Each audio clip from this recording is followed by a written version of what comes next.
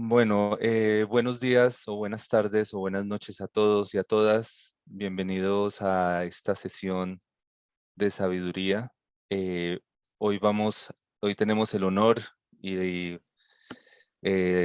bueno, para mí personalmente además es casi que una suerte vital poder contar con Ramsés, con el profesor Ramsés.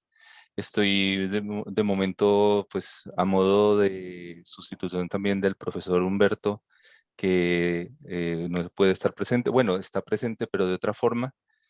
Bienvenidos y bueno, sobre todo, repito, es una suerte y un honor vital poder contar con Ramsés, con el profesor Ramsés Soberano, voy a hacer, que hoy nos va a presentar una conferencia sobre qué es la filosofía, una cuestión fundamental. Bueno, una cuestión fundamental, lo digo yo, no es parte del título.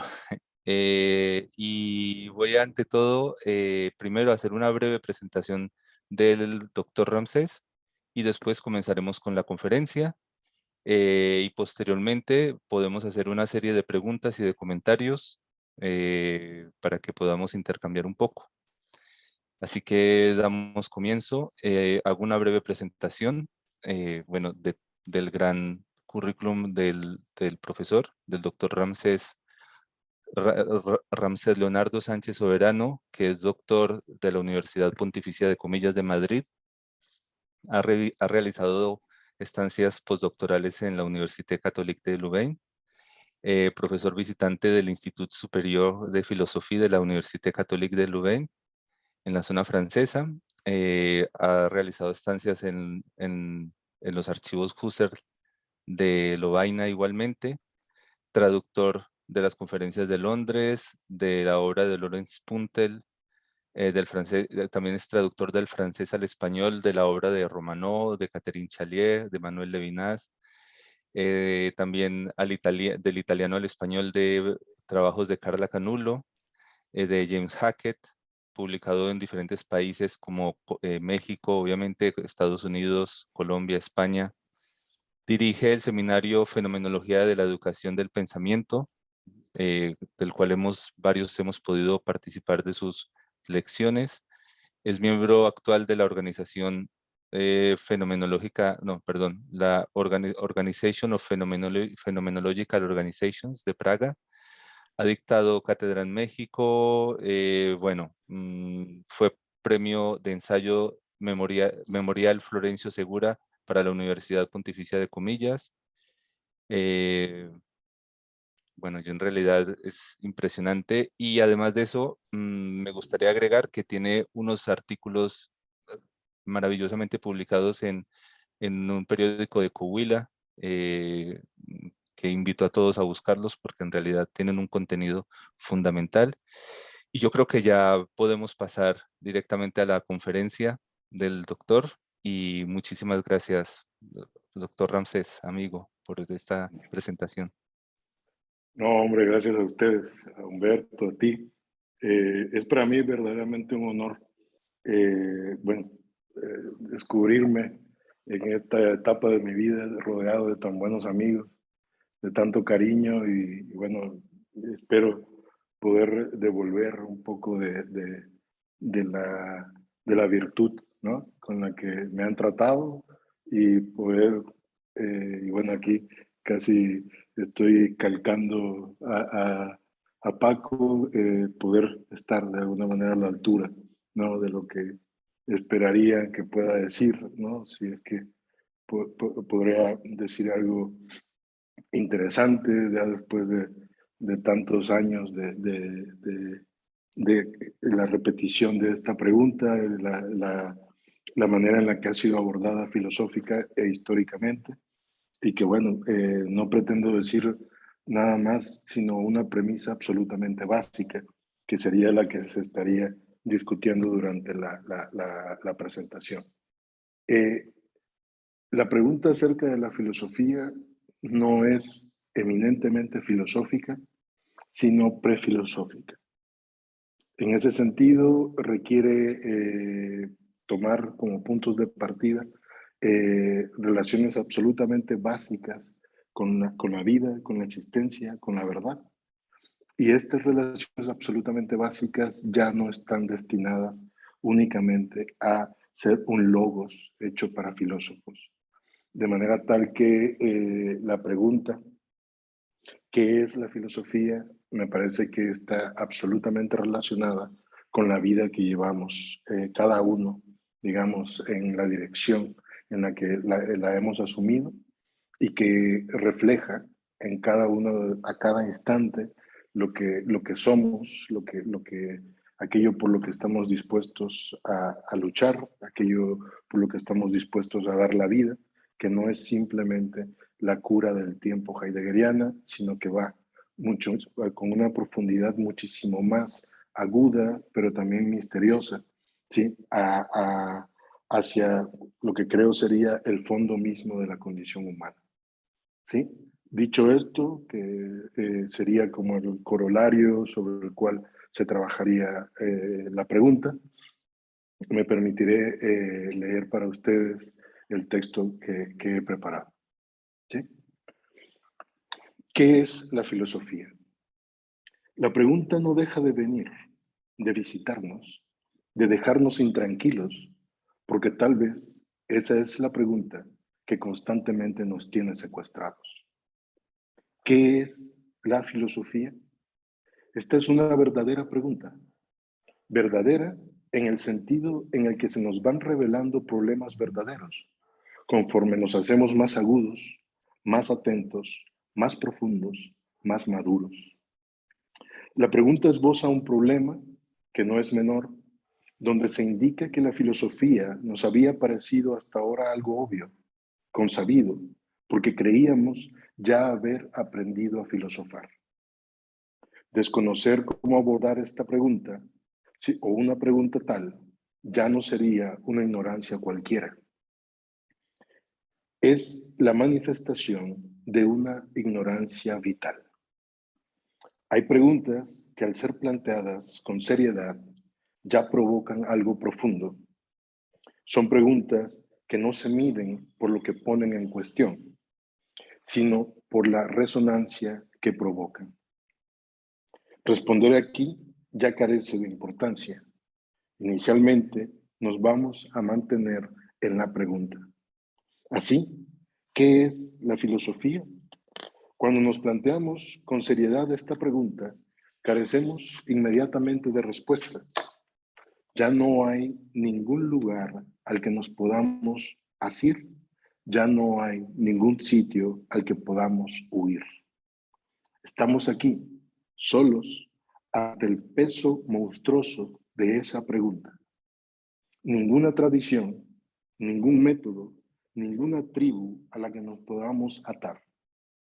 ¿Qué es la filosofía? ¿Acaso esta pregunta no nos lanza hacia afuera de la filosofía misma?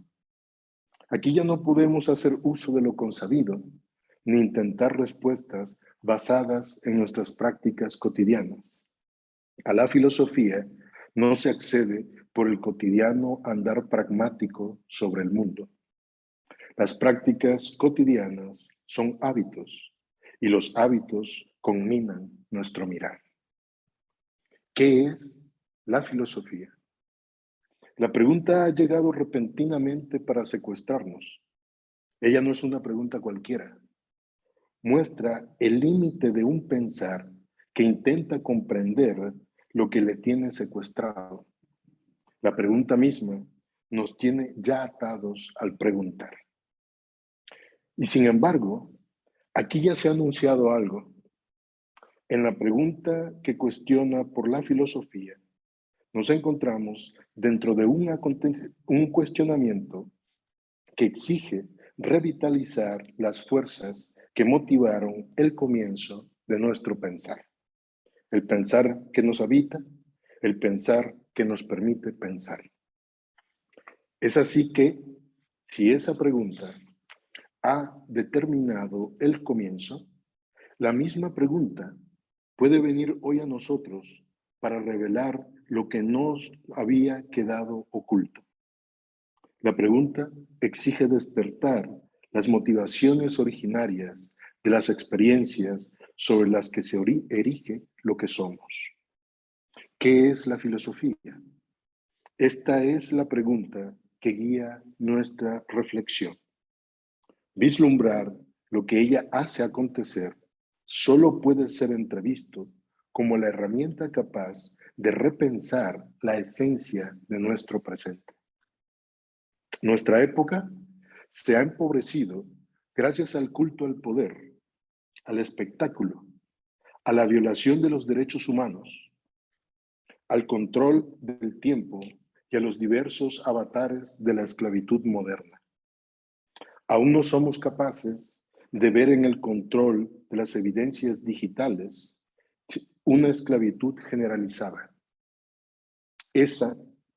Allí, en esa lógica, reside nuestra pobreza. El saber digital es un control vital, una subsunción del sujeto de la existencia a la evidencia. En nuestra época es imposible amar a alguien por sus virtudes. Amamos a quien domina el tiempo del otro, al que se exhibe ilimitadamente, al que únicamente hace uso de la impunidad. En nuestra época, las tecnologías digitales nos han orientado a la idea de que todo es accesible, aun si nada nos pertenece originariamente. Así, la pregunta que hemos lanzado debe poner en cuestión los fundamentos donde circundan y se despliegan nuestros hábitos. Solo así la pregunta podrá recuperar su dimensión vital. ¿Cómo se han originado nuestras creencias, nuestras prácticas, nuestras opiniones que se derraman sobre la totalidad mundanal y sobre lo que nos circunda? ¿Hay un solo origen y una sola dirección? Nuestras creencias, prácticas y opiniones se originan en la asociación entre el aparecer y el lenguaje. La lengua arropa el aparecer poniéndolo en un significado, y es así como lo que aparece es orientado a una significación. El estado efectivo de una significación consiste en despertar un afecto. El afecto produce una toma de posición y las tomas de posición nos conducen a una relación peculiar con lo que es. Esta situación es prefilosófica, pero la filosofía puede plantearla una vez que ella se hace cargo genéticamente del papel que juega el lenguaje en la constitución de la civilización. El papel que ha ejercido el lenguaje, y aquí podemos tomar como punto de partida la producción primaria de la escritura, cosa que en Derrida no tiene, por ejemplo, ningún sentido, ¿no? El papel que ha ejercido el lenguaje desde la educación sacerdotal ejercida en las civilizaciones fluviales de Egipto, Babilonia, la India o China, pasando por los fenicios, los persas y los hebreos, hasta la civilización griega, micénica y homérica. Consiste en poner significaciones en el pensar. ¿Sí? Y una nota histórica. La escritura, sí, históricamente, digamos, creada, en realidad fue un punto de inflexión entre los poderes sobre los cuales se sostuvo la civilización. Estos poderes evidentemente dividían políticamente entre la nobleza, los guerreros, ¿sí? Y los sacerdotes y los esclavos. Pero el poder que ayudó a la clase sacerdotal a poder realmente alcanzar un reconocimiento histórico fue que ellos eran escribas y que ellos enseñaban a escribir y leer.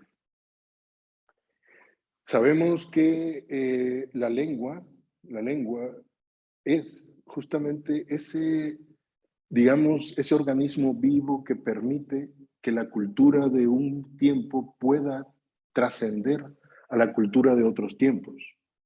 ¿sí? No solo se trata de hacer historia, como pensaría Hegel, ¿sí? Sino más bien de que la escritura se convierte en, en el pilar o los pilares de la civilización. Ahora bien, dentro de la escritura, ¿sí? Dentro de la escritura hay frecuentemente modalidades en las que se origina una toma de posición, ¿sí? Una toma de posición en la cual, por ejemplo, ya llegados a la escena homérica, veremos que las virtudes que tienen los héroes son las virtudes que ya de alguna manera estaban instaladas como tal en la cultura, ¿sí? En Shakespeare podemos ver algo muy parecido, ¿sí? En Trauck podemos ver algo muy parecido, ¿sí? Donde la escritura, en realidad, en el Quijote, donde la escritura revela, ¿sí? Eso que ya está pasando en el mundo y que de alguna manera también revela diferencias entre lo que es alto y bajo, lo que es virtuoso o no, ¿sí? Lo que de alguna manera construye o constituye una cosmovisión. Sí, fin de la nota. Bien, la filosofía, dicho esto, consiste en luchar contra la educación del pensamiento. Pero esta lucha se lleva a cabo en un ámbito prefilosófico, donde la opinión del trabajador del campo tiene el mismo valor que las opiniones del aritmético. ¿Sí? Lo que quiere decir esto es que esas verdades prefilosóficas son previas a las verdades de las ciencias, ¿sí? De todo planteamiento científico. Las opiniones hacen mundo tal como lo encontramos históricamente en nuestras prácticas cotidianas. De modo que nuestras prácticas están constituidas por lo que de antemano ha sido aceptado por los otros. Solo cuando una filosofía es capaz de desmontar las prácticas cotidianas de un ámbito prefilosófico, la filosofía misma renueva sus fuerzas y reanuda sus potencias. Afecta al pensar. De modo que, si la filosofía nos afecta en soledad, es únicamente porque las preguntas que nos obliga a plantear detonan en la condición humana. ¿Sí? Es como, perdón, es como si esta estructura de la subjetividad fuese, sí, revelada en la particularidad, perdón, pero de alguna manera mostrada en su universalidad. No sé si me explico. No es condición a priori de la subjetividad, no es tiempo y espacio, sino que esas preguntas que llegan a remover algo muestran, ¿sí? Que aun cuando se viven en soledad, en singularidad, ¿sí? Se pueden vivir en singularidad porque en realidad están reflejando algo de la condición humana. ¿Sí? Perdón un momento, voy a tomar agua. ¿Sí?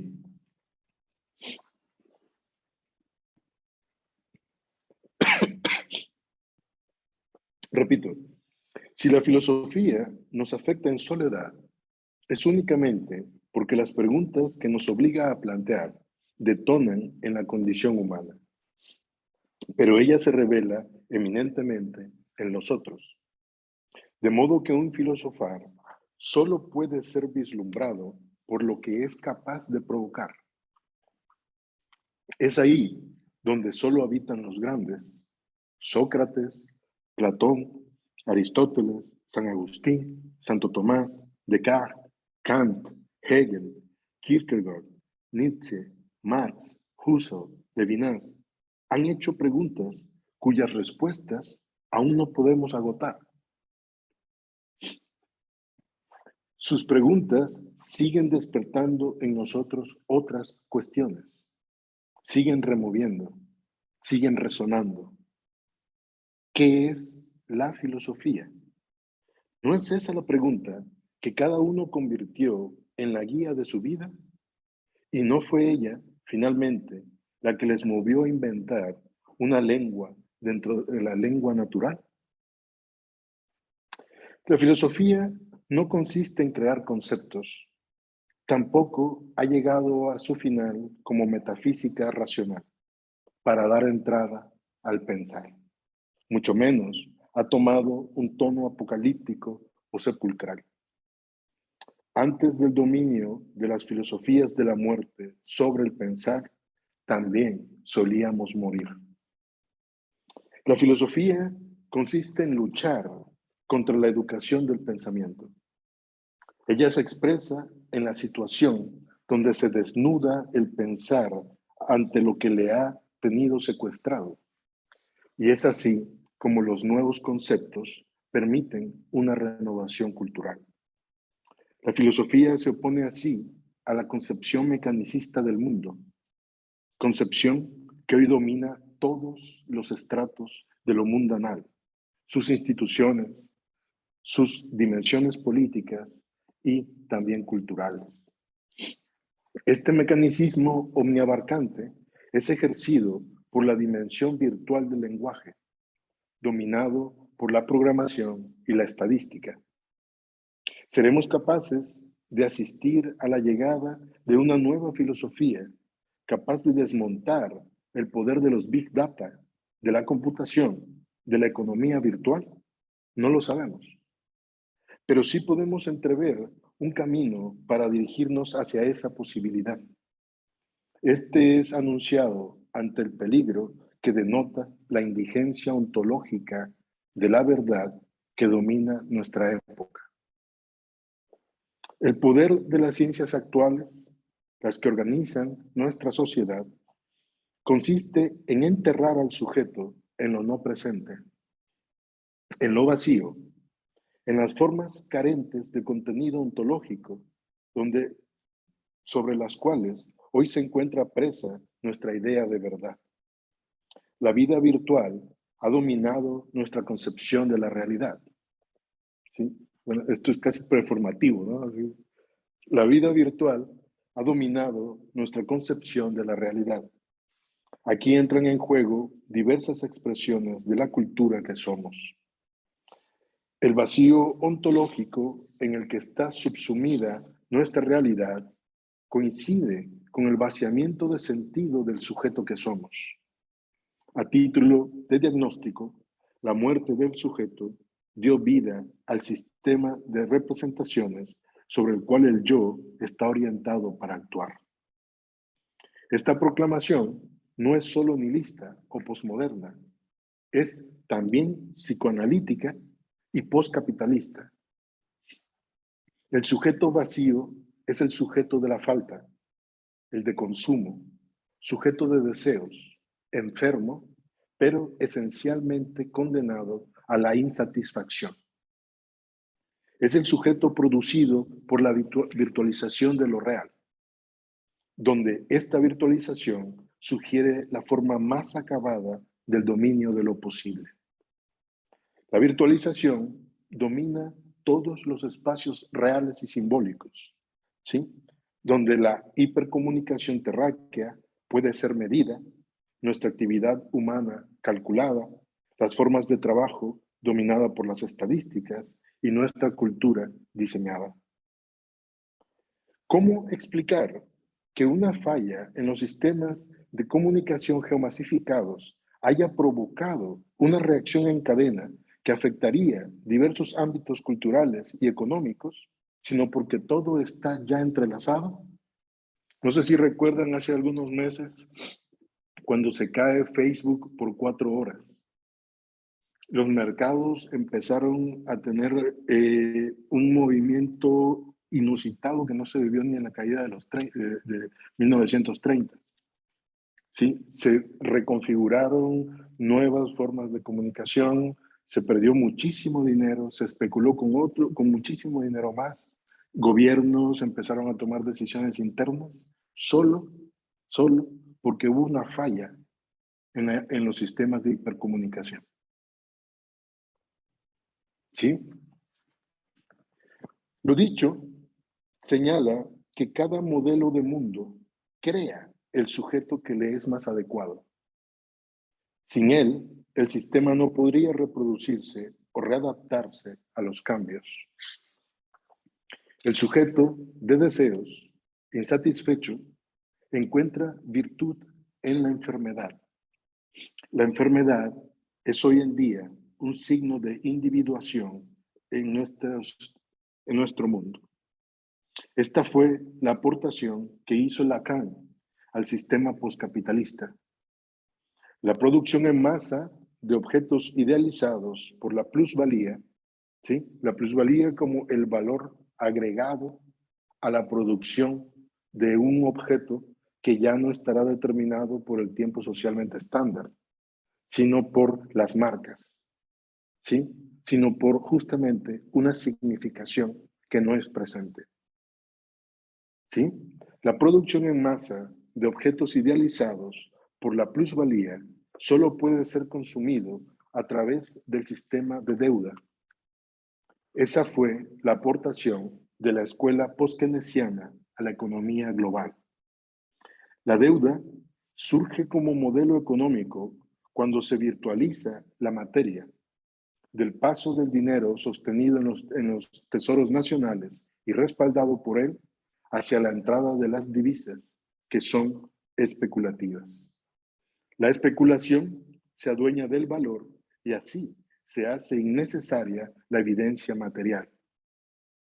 Podemos producir, ¿sí?, mucha riqueza basada en deuda, sin importar fundamentalmente cómo puede ser respaldada la producción, digamos, en masa del valor. De manera tal que tenemos aquí, ¿sí?, la producción de un sujeto, ¿sí?, esencialmente insatisfecho, pero ontológicamente insatisfecho. Recuerden lo que dice Lacan acerca de lo que es el otro, ¿sí? El otro es alguien a que le doy de lo que carezco, ¿sí? Y que esencialmente no es lo que es, ¿sí? Es como un sistema de fantasmagorías, donde justamente la introducción la introducción de esa inversión de la cual se enorgullece tanto Lacan, la inversión de la enfermedad en virtud. Sí, el sujeto enfermo no es un sujeto de alguna manera desvirtuado, al contrario. Él ha convertido, sí, él ha convertido la falta en una especie de potencia y en eso consiste su enfermedad. Es un sujeto de deseos que jamás podrá jamás podrá llegar a ninguna satisfacción o a una satisfacción, porque ese deseo, cuando de alguna manera se alcanza, implica la producción de otro deseo. ¿Sí? Bien, tenemos por un lado ficción de la salud del sujeto respecto de su modo de entrar en el mundo, el deseo. Tenemos una economía basada en la producción de deseo, ¿sí? Y eso es lo que le llamamos consumo. La producción de deseo como consumo implica una lógica interna a la obtención, ¿sí?, de objetos salidos del trabajo, pero fundamentalmente de la deuda, ¿sí?, que no serán objetos que lleguen, digamos, a tomar un lugar a través del trabajo, ¿sí?, valga la redundancia, del obrero, sino toman un lugar a partir de su función semántica en la cultura, ¿sí? Autos, casas, viajes, ¿sí? Aquí Omar me va a decir algo, seguramente me va a retirar la palabra, pero en textos que han dicho incluso, el mayor consumo en nuestra época es, digamos, esta idea de tomar acciones o actos que se consumen inmediatamente. Es decir, que en el momento que están siendo consumidos, van desapareciendo, ¿sí? Como por ejemplo, la el uso de alcohol, el uso de drogas, pero también dice los conciertos y este tipo de actos masivos, ¿no? Bien, no sé si se ve. Cada época crea al tipo de sujeto que necesita el modelo para que el modelo pueda reproducirse. Lo que querría decir es que si hay una resistencia en la tipología del sujeto, ¿sí? Hay una resistencia a la reproducción ingenua del sistema generalizado, ¿sí? Ahí quizás lo que tendríamos que decir, ¿qué es? ¿O hay algo que no pueda ser medido por las ciencias que disponen de la evidencia actual? Hay una condición, hay una especie de verdad que no pueda ser, ¿sí?, representada, ¿sí?, en la econometría, ¿sí?, digamos, en el lenguaje computacional, ¿sí?, en las tablas de Excel. Hay algo que todavía nos dé la esperanza para podernos resistir a la superobjetivación en la que estamos inmiscuidos porque hemos dejado de confiar, creo yo, en nosotros mismos. ¿Sí? Es el sistema de un sujeto sumamente escéptico, ya no cree en absolutamente nada, sino en aquellos, ¿sí?, en aquellas objetividades dadas por una evidencia que fue ganada, no sé si decir a pulso, ¿sí?, fue ganada por el orden, ¿sí?, matemático práctico de las ciencias de nuestro siglo. ¿Sí? Bien, de modo que falta, deuda, deseo, impotencia de lo real ante lo virtual, he aquí el signo de nuestra época. La realidad de lo real carece hoy de sustento material y eso nos permite actualmente crear diversos avatares. ¿Sí? Hay una teoría bastante interesante que se llama el Doppelgeist, que está basada en, digamos, cierta mitología presocrática en la que se creía que hay siempre un doble nuestro, ¿sí? Que, digamos, en alguna parte hay alguien que se parece a nosotros, pero es como el hermano maligno de la historia, ¿no? Uno para el otro y el otro para el uno. Esa teoría hoy se ha aplicado a lo que creamos de nosotros en lugares como Facebook, en lugares como, bueno, no sé, no conozco mucho de redes sociales, en estas redes sociales, ¿no? ¿Por qué? Si tomamos lo de nosotros, momentos que están absolutamente controlados. ¿Para qué? Para acceder a una imagen de nosotros mismos, a una idealización de nosotros mismos, que ponga a los actos a los que no dejamos acceder a los demás, ¿sí?, les ponga bajo un ideal. La idealización de sí, el Doppelgeist, ¿sí?, sería justamente una especie de virtualización de el ser que somos, ¿sí?, que ya no sería una producción de valores en el sentido nietzscheano del término, sino sería una autoproducción idealizante de lo que querríamos ser. No se trata de decir con Bill Shung Han que somos presos de nosotros mismos, no. La cuestión aquí es que el poder consiste en el arrancamiento de la verdad de lo real para ponerla, ¿sí?, para ponerla en una representación dogmática vacía ontológicamente, ¿sí?, de lo que serían las cosas. Y para eso la ingeniería actual, las matemáticas, el lenguaje computacional han dominado, ¿sí?, han dominado todos los ámbitos, ¿sí?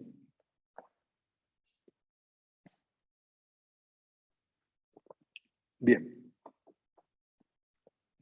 esta despotencialización de la realidad es el peligro. El peligro del peligro consiste en haber minimizado la crisis de lo real. Es por lo que esta crisis nos ha sido imperceptible. Una crisis celebrada por los filósofos del lenguaje, la posmodernidad y la estética del yo. La crisis consiste en que carecemos de un pensar capaz de despertar a la pregunta de nuestra época. Sin preguntas fundamentales, la filosofía continuará adormecida en su letargo institucional. Filosofar hoy ha sido tranquilizado por las técnicas de las academias. La burocracia en ella es donde se esconde esa tranquilidad.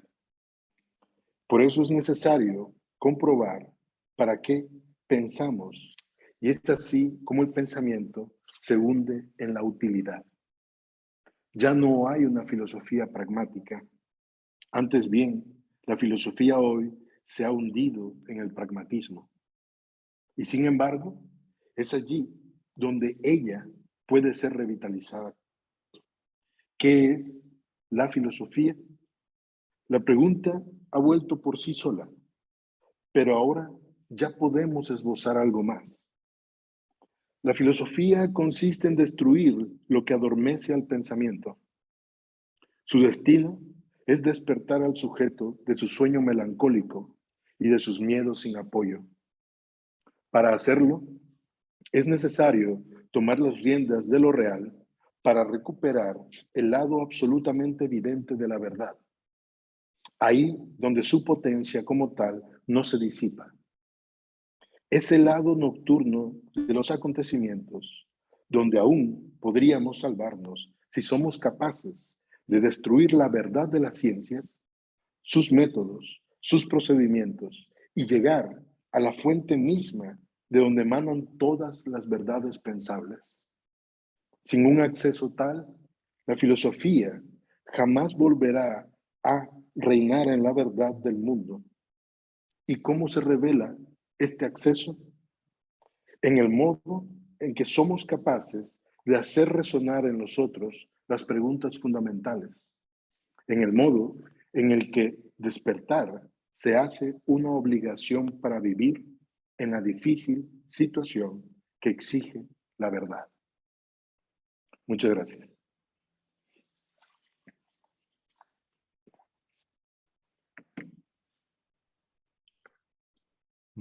Muchísimas gracias por esta presentación con tantos elementos y con tantas cosas para analizar y, bueno, tan genial. Eh, Abrimos el espacio de debate, de preguntas, de comentarios. Si alguien quiere mm, mm, discutir o preguntar o comentar, pues adelante. Sí, adelante. Hola, muy buenas tardes a todas las personas. Muchas gracias, doctor Rancés, por tan interesante y rigurosa conferencia. Yo quisiera básicamente hacer dos comentarios. El primero es sobre el carácter prefilosófico. Digamos que, claro, desde luego si uno se atiene a Heidegger, Heidegger dice que todo preguntar no es filosófico, pero también la pregunta conlleva a la filosofía, ¿no? Pero no cualquier pregunta o no cualquier clase de pregunta. No obstante, yo estaba pensando también, por ejemplo, en lo que dice Eugen Fink en la sexta meditación cartesiana, en que a veces nosotros creemos que el filosofar es privilegiado y desde luego que tiene toda una institucionalidad y demás, pero hay condiciones inmanentes, vitales que viven las personas que de verdad genera una tuerca, ¿no? Y pareciera ser que lo prefilosófico a veces para ser obstáculo, en vez de ser obstáculo del filosofar, se vuelve condición muchas veces, ¿no? Por ejemplo, la persona que migra, digamos, o la persona también que, por ejemplo, sufre alguna lesión en su cuerpo, ¿no? Entonces, no sé, pensar como una base inmanente existencial del filosofar, ¿no? Siempre tendríamos a pensar que el filosofar se opone a la doxa generalizada. ¿Y por qué no pensar más bien que en la doxa hay potencia para ver todo un espectro de filosofar? Eso con respecto al ámbito prefilosófico. Y lo segundo es que me parece muy interesante, y lo voy a poner en términos muy breves, de que cuando tú te preguntas por qué es la filosofía, te hayas o hayas hecho toda una reflexión muy rigurosa en torno a una crítica al capitalismo, ¿no? Y cómo el capitalismo o cualquier sistema produce un sujeto, como muy bien tú decías, que le sirve para reproducir ese sistema. Pero yo estaba pensando que, claro, desde luego la resistencia pasa por la subjetividad, ¿no? Por la subversión subjetiva. Pensemos, por ejemplo, en el último Foucault que nos hablaba de la ética del cuidado de sí y demás. Pero también pienso que la resistencia pasa por lo colectivo, ¿no? Las redes colectivas, ¿no? A veces como filósofos y filósofas hacemos mucho énfasis en que debemos ser una subjetividad, que debe transmutar los valores, que debe ser esa máquina de guerra, como decía Deleuze, que resista al sistema, etcétera, pero a veces nos olvidamos de la potencia de resistencia, incluso subversiva de lo colectivo, ¿no? Tampoco sin idealizarlo, ¿no? Pero también lo colectivo tiene una gran potencia y entonces ahí mi pregunta es también cómo articular la filosofía y la resistencia pues colectiva, ¿no? Sería como esos dos breves comentarios, no sé qué reflexiones te suscita. Muchas gracias de nuevo. Pues muchas gracias, muchísimas gracias, porque, bueno, es una muestra de una atención eh, sumamente lúcida, ¿no? A lo que he intentado decir, ¿no? Yo creo, voy a intentar recuperar la estructura de tus reflexiones. En efecto, hay un dominio en Heidegger que ayuda a pensar la unidad entre lo prefilosófico y lo filosófico. Y la pregunta que guía, ¿sí? Esta relación, desde mi punto de vista, es una pregunta que no potencia en absoluto, ¿sí? En absoluto la revelación de lo real, sino potencia la revelación de la voluntad de la existencia. ¿Sí? Es como si el peso de esa verdad por la que pregunta Heidegger estuviese únicamente arraigado a lo que puede soportar el Dasein. En ese sentido, por eso decía, claro, es que antes de todo esto, antes de que la filosofía tomase históricamente casi como un carácter, eh, digamos, mortuorio, ¿no? Que sea como filosofar consistiría en enfrentar la muerte, etcétera, etcétera. Antes de que esto haya pasado, no había, moríamos de la misma manera, ¿no? Moríamos de la misma manera, pero justamente, y ahí creo que esa idea de que la nada sostiene justamente el paso del ocultamiento del sentido a la donación de sentido, a mí me parece que no ha dicho la última palabra. Por eso lo prefilosófico no sería, al menos desde mi punto de vista, eh, no estaría considerado hasta el final si se rinde al nihilismo, ¿sí? Al nihilismo que como bien comentas, en Heidegger habría que elegir cuál es la pregunta. Y la pregunta es, ¿por qué es el ente y no más bien la nada? Lo dice, esta es la primera de todas las preguntas. Yo no estaría tan de acuerdo. Estaría más de acuerdo con la idea que bien mencionas de Fink, que hay momentos que abren un antes y un después. Y que estos momentos, ¿sí? Sin necesariamente ser datables, ¿sí? Sí exigen condiciones donde es la vida misma la que tiene que hablar, no el sujeto. ¿Sí? Eso es la idea del filósofo principiante, tanto en Husserl como en Fink. Me parece muchísimo más cercana digamos, a la claridad y a la evidencia de la vida que aquel orden en el cual, por medio de la pregunta, se abre la existencia propia, ¿sí? Para abandonar la existencia impropia, y ya no se diga en el segundo Heidegger que parece que hay como un grupo de elegidos que han tenido ciertas condiciones para ponerse, digamos, por encima de los demás y gracias a ellos pueda acontecer la cuaternidad. Eso me parece inaceptable, ¿no? En Heidegger. Ahora bien, si lo prefilosófico es eso donde nos vemos a diario con la vida, que esa sería justamente la idea que he intentado, bueno, aquí en muy pocas páginas, pero bueno, le he dedicado más tiempo en algunos otros lugares. Si lo prefilosófico es donde nos vemos una y otra vez, diariamente, no cotidianamente, sino diariamente, con la vida, lo prefilosófico es justamente lo que enseña, ¿sí? Enseña la constancia o la dilatación de la vida, ¿sí? La constancia en la dilatación de la vida. Eso ya no es nihilista. Es claro, hasta el ser más pobre de este mundo, ¿sí? Pasa, ¿sí? Por este hermoso tesoro. Un día más, ¿sí? Un día más. Y hasta el más rico de los hombres, ¿sí? También pasa por ese día más, ¿sí? De manera tal que no es una lucha contra la muerte. Lo filosófico es la vida misma hablando, ¿sí? La vida misma hablando que justamente consiste en resistirse en la vida, no hacia la muerte, sino en la vida misma habla al decirnos, mañana es necesario llevar un bocado de pan a la boca, es necesario cubrirse del frío, ¿sí? Esa es la vida prefilosófica.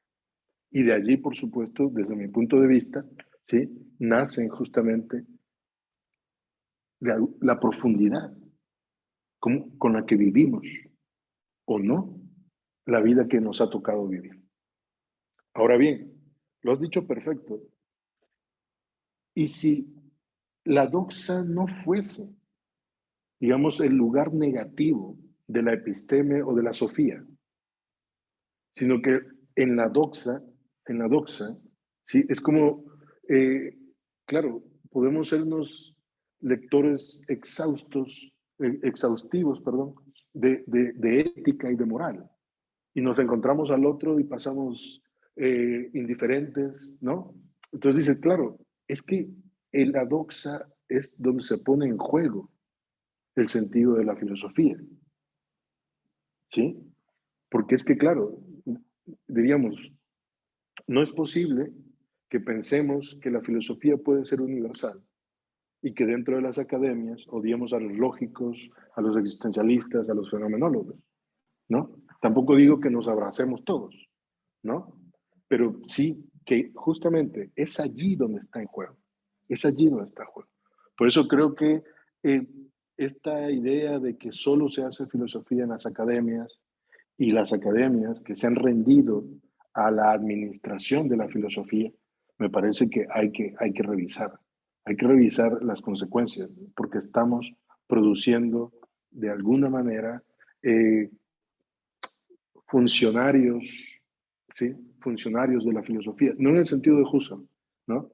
Pero funcionarios que sabemos relatar a Platón, etcétera, pero no hay una pizca de Platón en nuestra vida diaria. Y eso es lo que veo como problemático, ¿sí? Y sí, yo estaría totalmente de acuerdo. Habría que recuperar el sentido, de alguna manera, denostado de la doxa para repensar por qué la filosofía se encuentra hoy en día en esta condición, ¿sí? Lo otro, fíjate que es algo que he pensado mucho y voy a poner un ejemplo, ¿no? que tiene que ver con, de cierta manera, con lo que ha originado reflexionar acerca del papel que están jugando las ciencias objetivas en nuestro presente. Una de las cuestiones que más me suscitó extrañeza cuando empezó la pandemia fue que todos los países estuvieron de acuerdo en utilizar los mismos métodos de revisión del comportamiento humano, ¿sí? Incluso por encima de modelos políticos. Ya no hablamos de democracia, ya no hablábamos, ¿sí? De digamos, chinos, alemanes, peruanos, mexicanos, todos los países usamos el mismo método, ¿sí? El mismo método.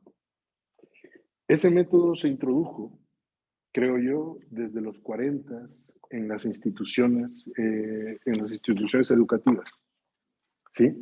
Pero ahora ya no solo abarca las instituciones educativas, sino las instituciones políticas y económicas, evidentemente. Ahora bien, ¿por qué digo esto? Porque fueron pequeños grupos los que en muchos lugares del mundo, pero se fueron acallados, se resistieron a dejar morir a sus cercanos como si se estuviese enterrando eh, no sé, claro, musulmanes, cristianos, ¿sí? Ateos, ¿sí? Todo tipo de personas que sintieron que a la despedida humana, ¿sí? Voy a citar a Leopardi aquí, al lugar que deja el muerto en los que le sobrevive, hay que hacer, ¿sí? Hay que hacer un rito. Sí, sí, bueno, ahora ya no nos está permitido rezar, llorar por los otros. Esa resistencia me pareció una de las cosas más hermosas que vi en medio de la pandemia. ¿Sí? Pues no vamos a permitir que mi muerto se vaya sin que le pueda decir adiós. Envueltos como momias, ¿sí? Absolutamente desprovistos de rostros. Hay muchos que todavía dudan si siguieron una carroza donde iba su muerto. Esas son las cuestiones que creo que son prefilosóficamente fundamentales y que donde se revela justamente, ¿sí? Yo creo que justamente la mayor forma de colectividad es aquella cuando se revela, ¿sí? Una especie de afecto entre los sujetos, ¿sí? No es el afecto ante la muerte del otro, sino es el afecto ante el abandono de la dignidad de quien se ha ido a no ser enterrado como humano. Eso me parecía de una profundidad. Lo escuché en Francia, lo escuché en Alemania, en México. Me parecía de una profunda, digamos, sí, enseñanza. O sea, bueno, si yo voy a morir por acercarme a Él, estoy dispuesto a morir por Él, pero no lo voy a dejar solo, ¿no? Eso me parece fundamental. Y es una confrontación al intento de homogenización de todo ser humano a partir de los modelos dominantes. Esa me parece la resistencia fundamental. ¿Sí? No sé si he aclarado un poquito. Muy bien, gracias. Eh, Van Aken, adelante. Y gracias.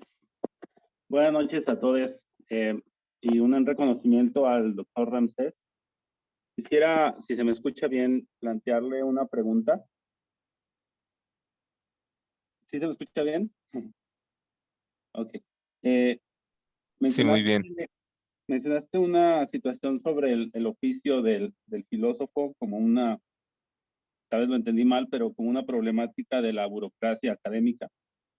Y quiero extenderme en ese sentido, si coincides con la problemática que puede verse en la filosofía académica, que también se está quitándose materias de la educación media, superior y básica en México, y que es algo que se ha replicado en España, en Argentina y en otros países. Y junto con esta problemática te quiero plantear si para ti coincidirías en que la falta de concepto de filosofía abona en esa problemática de la enseñanza. Es decir, cuando los burócratas gobernantes no saben qué es filosofía y la tratan como una materia más, ¿no sería responsabilidad de los filósofos y filósofas decir claramente qué es y de ahí el valor de este ejercicio que haces aquí, el esforzarse aún más por llegar a un concepto de filosofía reconociendo que tal vez no se tiene uno realmente? Y si coincides en eso, preguntarte cuál es tu apuesta, cuál sería para ti el concepto de filosofía, aunque escuché que mencionaste varias referencias como que no es crear conceptos, no es enfrentar a la muerte directamente, no es un tono apocalíptico que hace referencia a autores, pero si niegas a estos autores, entonces ¿cuál es tu apuesta, doctor? Gracias. Sí, muchas gracias, muchas gracias. Bueno, yo no te veo, pero sí, yo pienso que el problema de la burocratización, ¿sí? Fundamentalmente de nuestras universidades, voy a hablar de las universidades, después veré si podemos pensarlo ya más desde abajo, de la educación básica, como pregunta, ¿no? Consiste en tener el riesgo de que la ineficacia educativa está, digamos, como maquillada por la eficacia administrativa. ¿Sí? ¿Por qué creo que no habría que dejar en manos de los burócratas el pensar filosófico o esta situación prefilosófica? Porque justamente lo que temo, sí, ya uniéndolo con alguna parte de las preguntas de lo que temo es que la situación que hemos pasado nos enseñó que no sabemos enfrentar los fracasos. Los primeros momentos de la pandemia nos enseñaron que nuestros métodos científicos no eran los adecuados para pensar a la velocidad de la transmisión. ¿Sí? De manera tal que se estuvo, lo saben ustedes también, se estuvo haciendo por ensayo y error muchos intentos hasta que se llegó, digamos, como a tener control sobre el virus. Pero fundamentalmente, nos descubrimos que no sabíamos estar solos, que no sabíamos estar con nosotros mismos y muchísimo menos separados de otros. Y eso es justamente lo que me parece que fuera de las propias estructuras educativas, está enseñando que hay una falta fundamental en los sistemas educativos que tiene que ver con los afectos, que tiene que ver con las desgracias, que tiene que ver con la ignorancia, que no hemos sabido pensar. ¿Sí? No hemos sabido pensar. Ahora bien, yo no sé si la falta de concepto de la filosofía abona al poder de la burocracia. Lo que sí sé es que el burócrata es hoy en día muchísimo más importante para el sistema educativo que sus propios profesores. Y eso me parece un peligro de primerísimo orden. ¿Sí? La educación ha sido formalizada en términos de entregar cuentas de lo que hacen los alumnos y de lo que, digamos, lo que hacen los profesores, cómo investigan, etc. ¿Sí? Pero no sabemos qué está pasando dentro. No sabemos qué motiva al alumno a seguir adelante, a leer con más cuidado a Platón, a acercarse a Kant, a ver en Hegel un filósofo real, ¿sí? Un filósofo de la realidad, etc. Eso no lo sabemos. Y justamente por eso creo que las épocas consisten en mantener en el letargo a los filósofos, ¿sí? Las épocas se dividen unas de otras, creo yo, a partir de el llamado hacia otras preguntas, a partir del llamado hacia otros conceptos. Pero, no quiero decir con esto que los filósofos sean los que hacen filosofía en la academia o que hayan estudiado filosofía, sino el filósofo, desde mi punto de vista, pensado desde lo prefilosófico, y aquí me comprometo con el concepto, el filósofo es aquel que es capaz de romper los fundamentos que tienen, lo he dicho así, que han educado al pensamiento, que tienen en letargo al pensar. El filósofo despierta lo que el sistema en su letargo mantiene dormido. Eso es lo que yo creería, ¿sí? Que es la filosofía. La filosofía consiste en luchar contra la educación del pensamiento. ¿Sí? Ahora bien, ¿qué relación tiene esta situación con la idea de separar o de quitar la filosofía en la educación básica? Yo creo que no es una cuestión meramente de crítica, ¿sí? Es que no, los gobiernos quieren que cada vez seamos menos críticos, sino hay una pregunta que se le hace en las mesas donde se toman decisiones a los filósofos y es, ¿para qué sirve lo que haces? ¿Sí? Si estamos pensando que la educación básica debe dirigirnos hacia el empleo, hacia lugares donde nosotros ya somos activos, digamos, en la sociedad civil, estamos pensando pragmáticamente la educación. Y yo creo que esa es justamente la idea que está detrás de todo esto. Hasta que no sepamos qué hacer con un filósofo, ¿sí? Vamos a ver de qué manera pues, se haga filosofía en institutos, que se haga filosofía en centros de investigación filosófica, ¿sí? Pero mientras tanto no podemos, los gobiernos, ¿sí? Esto nace en Francia, en esa doble estructuración de pensadores y trabajadores, ¿no? Que ya se dividían en el liceo, ¿no? Dice, claro, si tú tienes aptitudes para tal cosa, te decían, bueno, pues tú vas a trabajar en tal cosa, etc. Ya desde el principio. Yo creo que eso está pasando a nivel general, ¿no? ¿Qué hace un filósofo? ¿Para qué sirve la filosofía en preparatoria? ¿Para qué sirve la filosofía a nivel secundaria? ¿No? Entonces, yo creo que eso es lo que se esconde debajo, ¿no? Porque claro, el burócrata tiene que rendir cuentas, sea lo que sea el contenido de su medición, sea filosofía o sea hostelería, ¿sí? Y eso es lo que yo creo que está acá en México. No sé si eres de acá de México, ¿sí? Bueno, pues tú lo sabrás bien, ¿no? Acá en México, con este modelo de CONACYT, por ejemplo, que se decía cada vez más humanista, yo creo que nos hemos vuelto más pragmáticos, ¿no?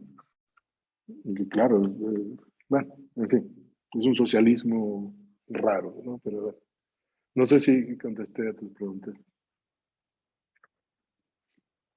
Más o menos, dime. Sí, si me permiten como insistir,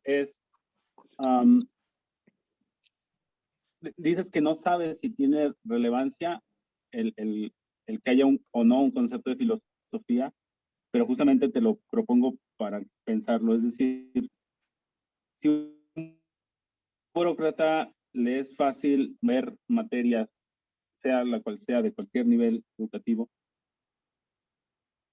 en el caso de la filosofía no correspondería a nosotros como filósofos decirle el alcance y establecer claramente qué es y para qué es, porque el último comentario que hiciste es como, no sé, tal vez lo entendí mal, pero lo dejas un tanto a la deriva como de a ver si en algún momento se valora, a ver si en algún momento se descubre para qué sirve, cuando eso es algo que deberíamos de hacer nosotros y asumir ese compromiso, ¿no te parece? No, claro, estoy totalmente de acuerdo. O sea, aquí, aquí lo que quizá habría que ver es si es posible desmontar la idea de evidencia que reina en la burocracia contemporánea. ¿Sí? Esa sería como la cuestión. ¿Sí? Ese desmontamiento tendría que decir, claro, son verdades medibles, pero no son verdades. En el sentido, ¿sí? En el sentido de las verdades con las que se compromete un filósofo, un verdadero filósofo. ¿Sí? Ahora bien, ¿puede subsistir esa burocracia frente a la búsqueda incesante de verdades? ¿Sí? Yo pienso que sí. Pero la cuestión que a mí me tiene sumamente preocupado es que no hay nadie que diga hoy en voz alta que hemos perdido ante la noción de evidencia de las ciencias duras o de las ciencias objetivantes. Hemos perdido esa batalla. ¿Sí? ¿Por qué? Porque esa es la evidencia, esa es la certeza, esa es la verdad. Si no, bueno, las nuestras son como más metafísicas. No, no, no. Vamos al ruedo. Vamos al ruedo. Y ahí, ese sí creo que es el trabajo del filósofo. Primero, diagnosticar, porque si de entrada el diagnóstico está mal hecho, seguramente lo demás pues, pues llegará hasta donde pueda llegar. Pero hacer el diagnóstico. Ahora, ¿sabes dónde está el problema? Ahora bien, desmonta esas bases para que ahí sí, el filósofo hable realmente. ¿Sí? Ahí sí estoy de acuerdo contigo. ¿Sí? Bien. Muchas Mu- gracias. Muchísimas gracias por la pregunta. Muchísimas gracias al doctor Ramses por la respuesta. No sé si hay más preguntas, comentarios. ¿Hay alguien que... Ah, Omar. Sí, claro, Omar, adelante. Estoy en un lugar, estoy en una cafetería, me dicen si se me traba la pregunta, por favor. Bueno, primero que nada, siempre, siempre es, siempre se corre con fortuna cuando el doctor Ramses propone o desarrolla este concepto de filosofía, ¿no? Que se deja vislumbrar a través de los diferentes cursos, seminarios, en las diferentes clases que, que se llega a tomar. A ver, es que la escribí por acá. Son muchísimas cosas que se han tocado y siempre cuando traía el profesor Ramses y me hizo preguntas, comentarios, siempre las tengo que escribir, si no, son fugaces las ideas. Se ha dicho que la pregunta acerca de la filosofía requiere tomar como puntos de partida relaciones básicas con la vida y con la existencia. En este diagnóstico que se ha mencionado, parece ser que hay una idealización de sí mismo a través de mecanismos ideológicos que suponen interpretar a partir de elementos semióticos. Estamos frente a un sujeto preso sobre la idea de perfección y a una incapacidad de aprender sobre el fracaso, como bien ahorita lo mencionaba el doctor al final de esta respuesta, ¿no? La lógica del capitalismo de las plataformas, concepto tomado por Nick Nisek, funciona ya no como hasta hace unos años, desde los discursos políticos, sino a través de las pantallas de cine, de la literatura sobre todo comercial, de las redes sociales, y ha generado, y estamos frente a una sociedad entregada al deseo, al hedonismo, una entrega exagerada también sobre nuestros sentimientos, a una cultura incapaz de enfrentar justamente estas patologías que ella misma ha generado. Esta forma con la que opera la cultura nos permite atender el sufrimiento, porque en su propia lógica busca solamente anestesiarlo, ¿no? Anestesiarlo a través de sus propios dispositivos. No existe sufrimiento absoluto en esta realidad, solo una construcción que privilegia las emociones positivas. Las filosofías como las de Virtual Han o las de Zizek, incluso, bueno, las filosofías de estas academias pertenecen justamente a esta lógica capital, que a través de sus diferentes seminarios el doctor Ramses ha hecho una crítica muy detallada y asombrosa al respecto, ¿no? Como si la solución estaría solamente en parchar este derramamiento de sangre, ¿no? Esta propia lógica que las propias academias la han construido, pero no en cambiar las estructuras, me parece, que han posibilitado, que han llevado a vivir esta cotidianidad. Últimamente me ha llegado a la vida un texto de fragmentar el futuro de un filósofo japonés, Yukui, que propone el concepto de tecnodiversidad y cosmotecnia, ¿no? Que se basa prácticamente en lo que llama la antinomia de la universalidad de la tecnología y propone diferentes modelos epistémicos para relacionarse con la tecnología y cómo a través de la sociedad se puede reducir el impacto de desigualdades, entre otras cosas, propone Yukui, ¿no? Sin embargo, en estas diferentes epistemologías de la tecnología, me parece que nuevamente se entraría como en este núcleo constante del capitalismo, nuevamente en una lógica que estarían inmersos las estructuras sociales, las brechas de desigualdad, y a pesar de que se puede tipificar la respuesta sobre la tecnología, no se llegaría a la solución deseada, ¿no? A mí me parece, y lo he comentado con el doctor en otras ocasiones, que bueno, las rupturas amorosas, los fracasos académicos, los fracasos laborales, todos esos acontecimientos que serían negativos para esta lógica de este sujeto capitalista, se deberían de enmarcar justamente y de ahí debe de ser, me parece, la atención del papel del filósofo, del facilitador en filosofía, para generar un diálogo que pueda llegar a transformar de alguna manera la visión de la persona que constantemente está viviendo estos fracasos, ¿no? Porque ¿qué pasa? Sí, no importa si tuviste una ruptura amorosa, ¿no? En una fiesta o en otros lados puedes llegar a conocer a más personas, ¿no? Y no te preocupes, a la llegada de la noche, cuando llegas a tu casa, prendes la televisión, ves Netflix y ves la nueva novedad, ¿no? De las series o de las películas. Nuevamente está esta cultura esta lógica del capitalismo, ¿no? Ya para ahora sí centrar en la pregunta, ya con esto terminar, si no parece otra conferencia. En las prácticas filosóficas se han encontrado, hay un núcleo interesante para poder llevar al otro que no pertenece a esta tradición académica, la posibilidad de hacerse preguntas, ¿no? No se trata de explicarles a Hegel, por ejemplo, en las consultorías filosóficas, en filosofía para niños, bueno, incluso en filosofía para las empresas, ¿no? No se trataría de llevarles filósofos y temas de la historia de la filosofía, sino se trataría de generarles esta cultura del cuestionamiento, ¿no? Quisiera escuchar la opinión, el comentario del doctor Ramsés respecto a las prácticas filosóficas como una forma que sale de la academia tradicional, pero que estaría frente a un nuevo modelo de educación, ¿no? Que bueno, hoy por hoy no reconocido justamente por este academicismo, ¿no? Porque no es tan rigurosa, porque no tiene estos privilegios, ¿no? Pero que acerca al otro a una cultura del cuestionamiento por lo mismo, ¿no? Gracias.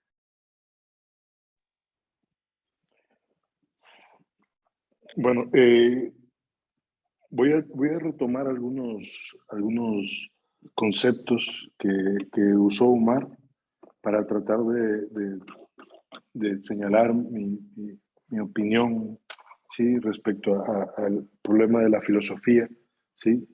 En estos espacios que no son del todo académicos, ¿no? Pienso yo, si hay algo en lo que la filosofía se distingue de otras ciencias, ¿sí? Sin hablar de privilegios y nada de esto, ¿no? Sino, o sea, a nivel de diagnóstico de la filosofía misma, ¿no? Si hay algo de lo que la filosofía se distingue de otras ciencias, es, creo yo, de su relación, pues de alguna manera no siempre explícita entre la ignorancia y el saber, ¿sí? La ignorancia no es determinable en el sentido de que puedo conocer lo que desconozco, ¿no? La ignorancia más bien habla de la llegada de algo, ¿sí? De algo, así, casi diciendo el todo de ti aristotélico, ¿no? ¿Sí? En el sentido más ambiguo y amplio del término. La llegada de algo que no es posible administrar con los elementos que nos encontrábamos, ¿sí? Hasta ese instante. Hay una idea subrepticia en la crisis de las ciencias europeas de Husserl que me parece que hay que aprovechar muchísimo. Y tiene que ver con que la Lebenswelt es finalmente, el mundo de la vida, es finalmente aquello que empuja desde la ignorancia, desde el desconocimiento, a las ciencias, a buscar, digamos, decir o decirlo mejor. ¿Sí? Los fracasos se vieron inmediatamente administrados por la idea de éxito prometida por las ciencias pragmáticas. Cuando hemos dicho que, claro, hoy educamos para que esto sirva para la vida laboral, ¿sí? Para algo te va a servir. ¿Qué implica? Y los ejemplos que has dado creo que son una forma absolutamente nítida de ver el problema desde su fondo. Vamos a hacer el esquema por un lado formal y por otro material. Por el lado formal, el sujeto de deseos es un sujeto que está ligado a su falta. La falta debe ser llenada. Llenar consiste en adquirir aquello que deseo, ¿sí? Para inmediatamente, digamos, alimentarse de ello, en sentido metafórico, ¿sí? Pero estos alimentos, ¿sí? Estos alimentos no son alimentos, digamos, de orden meramente material. Todo lo que se necesita en este sujeto es llenar todos los espacios. ¿Sí? Alguna vez utilicé la metáfora del Marqués de Sade como quien inicia justamente esta lógica, ¿no? Sade pervierte, ¿sí?, la voluptuosidad, de tal manera que pone al cuerpo, ¿sí?, fuera de todo eroticismo, ¿sí?, pone al cuerpo como el espacio que hay que llenar por todos lados, ¿sí? En ese sentido, esa, digamos, esa prostitución de la corporalidad capitalista, tiene que darse tiempo para, como decías, la ruptura, la cura inmediata de la ruptura, ¿sí? El entretenimiento absoluto, ¿sí? Para no dejar ningún espacio vacío y búsqueda de nuevas novedades. Entonces, claro, tenemos ahí digamos, una lógica de reproducción que ya no puede ser pensada, muchísimo menos, desde los términos del Fordismo, muchísimo menos desde los términos de Marx. Porque el consumo es consumo del tiempo que soy, ¿sí? Y que lleno con símbolos, con semas, ¿sí? Con objetos, con idealizaciones, como decías hace un momento, ¿sí? En ese sentido, ¿sí? En ese sentido, yo creo que lo importante cuando intentemos hacer que otros se puedan hacer preguntas es mostrar que llegar a hacer preguntas, llegar a hacer filosofía, implica fracasar mucho, pero también llegar a ser humano implica fracasar mucho. ¿Y cuál es, digamos, la estructura real de esa situación? justamente que la ciencia no puede ser la perspectiva de la vida, porque para que tengamos verdaderos acontecimientos es necesario, sine qua non, que no esperemos que estos puedan darse, que sean absolutamente sorprendentes. Perdón. Y las sorpresas absolutas, por lo general, nos muestran, ¿sí?, que no estamos a la altura de lo que nos pasa.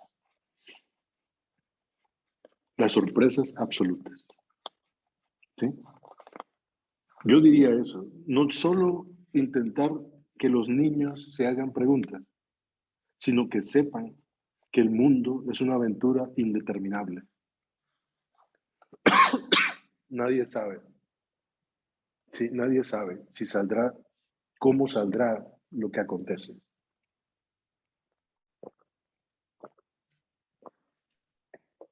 ¿Sí? Eso es lo que yo podría decir de tu comentario. Muchas gracias, Omar, por la pregunta. No sé si hay más comentarios, preguntas, observaciones.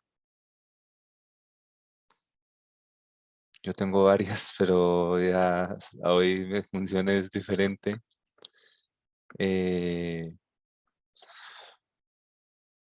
Bueno, pues yo creo que si no hay preguntas, si no hay comentarios, pues agradecer en nombre de Humberto y en nombre del equipo de sabiduría, agradecer la presencia de todos y de todas, especialmente y en especial agradecer esta conferencia tan interesante, tan profunda del doctor Ramsés, que nos abre todo un tema sobre todo esa cuestión tecnológica que es tan brutal.